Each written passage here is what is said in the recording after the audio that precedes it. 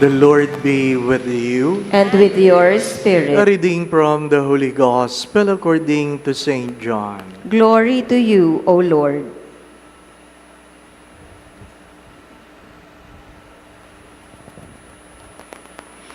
Jesus said to the crowds, I am the living bread that came down from heaven.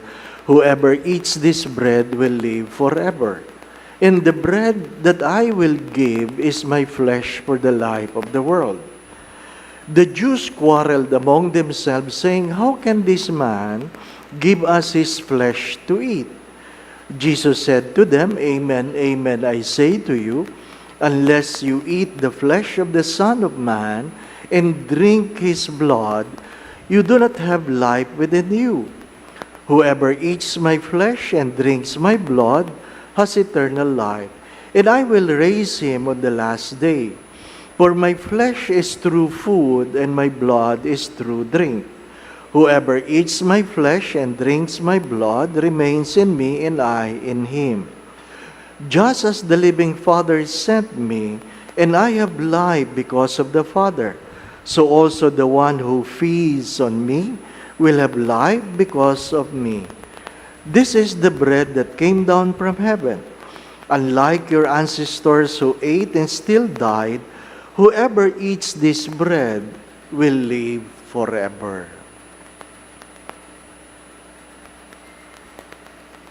The Gospel of the Lord. Praise to you, Lord Jesus Christ.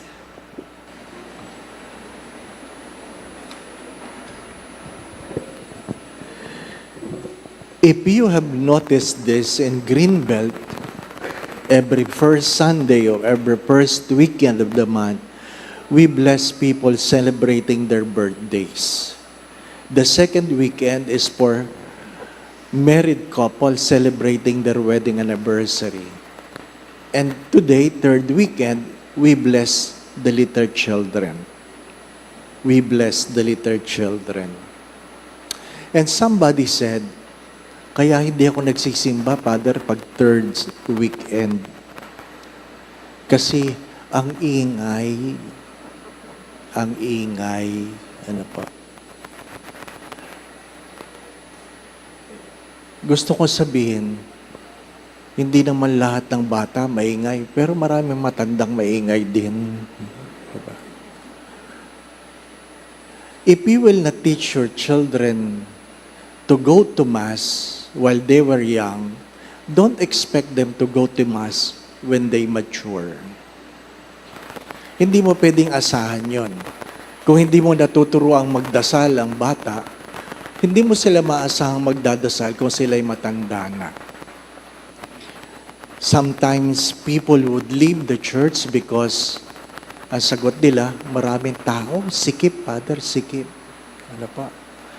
Well, hindi rin naman ako sigurado kung maluwag sa impyerno. Hindi po ba? So, wala akong contention doon. But what is the reason why we are in the church? Why do we bless children? Why do we bless couples? Why do we bless people celebrating their birthdays? First, we bless children not because they are good. We bless children so that they might be good. That they will become good. We don't bless married couples because they are good. We pray that they will become good. We don't bless people who are celebrating birthdays because they are good. Again, we pray that they will become good. We are gathered together, not because we are good, but because we are simply invited by God. Ano yung meron sa first reading? Nag-iimbita ang Diyos sa isang masarap na kainan. Bakit sa isang masarap na kainan? Mas madaling mag-imbita sa kainan kaysa saan? Sa misa. Pag sinabi, kainan, punta tayo, di ba? May misa, kayo na lang. Di ba, no? Kaya pag tinatanong mo, kumusta ang binyagan? Di masarap ang handa. Kumusta ang kasalan? Ay, hindi masarap ang handa. Naiwan tayo sa kainan, di po ba? Ano? Ano sabi ng Diyos? We invite the lame, the blind, the mute. We invite the sick. We don't invite the good. We invite those who need healing, not the healthy. We are here because we are in need of God, not because God has need for us. But the second reading reminds us, regardless of, there are cultural expectations. We need to behave. We need to behave. Kung naalala ninyo, nung pinapasok niya yung kanya mga inimbitahan, may nakita siya doon na hindi nakadamit pang kasal. Ano sinabi niya? Palabasin yan. Palabasin yan. Hindi ibig sabihin ng isang damit pang kasal ay literal na nakadamit pang kasal. The moment you follow Christ, you remove your own old self and you put your new garment, a wedding cloth. Yun ay ibig sabihin yun. Pinipilit mong baguhin ang iyong kahapon ayon sa kalooban ng Diyos. Anong meron sa Ebanghelyo?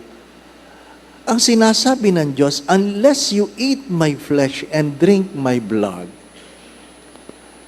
Because literally, when we were children, when we were babies, in the womb of our mothers, we literally eat the flesh of our mothers and drink the blood of our mothers. And because of that, mother and child has the most intimate relationship. When you eat the flesh and drink the blood, you have the most intimate relationship. Ano sabi ng Diyos?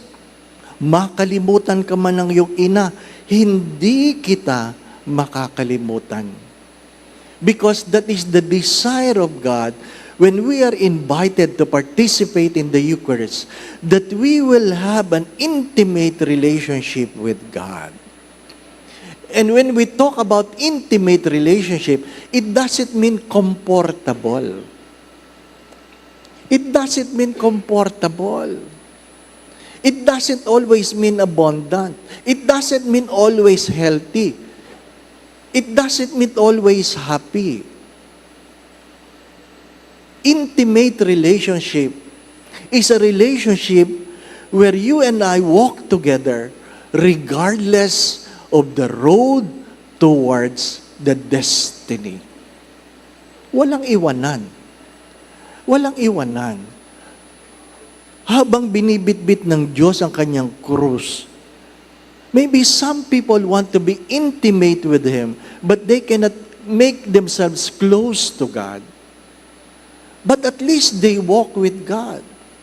They end up with God in the Calvary. In the Calvary. Ano sabi nila? Mahirap yung, nung ako'y nagdurusa, wala ka. Pero nung ako'y naging matagumpay, gusto mong sumama. Marami sa ating ganun. Kaya nga sabi nila, money is relative. The more money you have, the more relative you will have. Di ba? Pero nung ikaw ay naghihirap, ramdam mo ikaw lang. Di ba? Ramdam mo ikaw lang. Ang malungkot na kwento dyan, mag-anak kayo, masagana kayo, nung may naghirap, nagkaiwanan kayo. Bakit kayo nagkaiwanan? Hindi kayo sabay-sabay kumakain. Hindi kayo sabay-sabay nagdadasal. As I've said before, the family that eats together stays together. The family that prays together stays together. The taste of food, whether you like it or not, is always affected by our relationship. Meron akong kaklaseng pari. Pinaampod siya ng kanyang magulang. At kami uordinahan na, tradisyon na ihahatid kami ng aming mga magulang sa altar. At sabi niya, hindi ako magpapa-ordain kung hindi ko makikita ang aking tunay na magulang. Ay para samahan siya, sabi, kami din, hindi na rin. Hindi na rin. Hinanap niya ang kanyang magulang. Tinanong niya sa nag-ampon, nasaan ang aking magulang? Hinanap sa isang isla. Doon nakita. Sa isang kubo, pagbaba niya sa bangka, nakita niya isang matanda na nagluluto. Hindi siya tinanong kung sino siya. Ang sabi lang na matanda, pasok, kain ka. Kumain siya. Ang ulam ay ginamos. Ano po? Alam niyo ba yung ginamos? Ha? Tanong niyo na lang sa iba, hindi ko alam ang Tagalog eh. Ano po? Ha? Yan ang ulam ng mga Bisaya. Ano po? Ha? At habang kinakain yung kanin, nilalagyan ng ginamos. Ano po? Tumutulo ang luha niya. Talagang sabi niya, parang mas maalat yung luha kaysa ginamos eh. Ano po? Bakit? Ramdam niya, nanay niya yun. Ramdam niya, nanay niya yun. At pagkatapos niyang kumain, sabi ng nanay, itatanong mo kung bakit kita pinamigay? Ibig sabihin, kilala ng nanay na anak niya yun. Sabi ko, paano ka nakilala? Dahil sa kulay? Maitim eh. Ano po? Binibiro ko. Siguro sadyang kilala ng nanay ang anak, no? Kahit hiwalay. Ako nga, ninakawan ako ng gulong eh. Ninakawan ako ng gulong. Nagpabili ako ng gulong. Nung tinawagan ko yung nagtitinda ng gulong, bakit alam niya ang size ng gulong ko? Di ba? Hinatid pa sa seminaryo yung gulong. Nung ibinaba yung gulong, may silakbo ng damdamin. Parang gulong ko yan. Gulong lang yun. Di po ba? Ano? Paano na lang kung anak pa? Di po ba? My dear friends, my brothers and sisters, the invitation of God is not just to feed you, but to have an intimate relationship with you. That the Father and the Son is one, so the Son in you will be one. Will be one. Yun ang ating panalangin in every Eucharistic celebration, that I may become what I receive. That I may become what I receive. Hopefully you understand that. Hopefully you understand that we are not with God in the very beginning because of our sins. And yet God is inviting us, welcoming us, giving us His own body and blood, that we may become what we receive. We cannot boast. There is nothing we can be proud of, because we know our own skeletons, things we have been hiding, things we have been afraid that people might know. And yet God knows who we are in and out, and yet still He loves us. Mahal kita. Bakit? Lamang ka ng aking laman, dugo ka ng aking dugo. My dear friends, as we continue this celebration, I invite that you look on God more than on your sins. Sino ba sa atin ang walang kasalanan dito? Taas ang kamay. Meron ba? Kaya nga tayo nagsisimba dahil makasalanan tayo eh. Pero ano sabi po ng santo, ng mga santa, lalo na si Santa Teresa ng Avila, ang higit na pinatawad, dapat higit na nagmamahal. Ang higit na pinatawad, dapat higit na nagmamahal. Tandaan ninyo, yung awit na hindi kita malilimutan, isang relasyon yun na nagmamahalan. Hindi yun para sa patay. Kasi kinakanta lang pag may patay eh. Di po ba, no? Pag may nililibing, hindi kita mali. Talaga maiiyak ka eh. Di ba ba, no? Hindi pang patay yun. Yan ay isang awit ng merong malalim na relasyon. At yun namang kinakasal. Na awit pang patay ang gusto.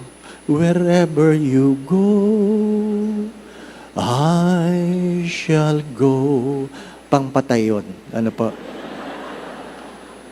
Pinapatigil ko ang misa pag yun ang kinakanta. Ano po? Pang patay yun eh. Ha? Hindi natin naintindihan. Hindi natin naintindihan.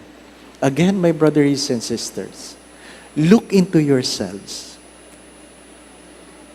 and try to understand that in spite of, you are invited to come and receive. Amen. Again, my brothers and sisters, we are invited to partake the body and the blood of Christ, not because we are good, but because God wants us to become like Him. The ultimate goal is not to have an easy life, but an intimate relationship with God. Again, keep this in your prayer, that I may become what I receive. The Lord be with you. And with your spirit. And may Almighty God bless you and your family, the Father, the Son, and the Holy Spirit. Amen. We go in peace to love and serve the Lord. Thanks be to God.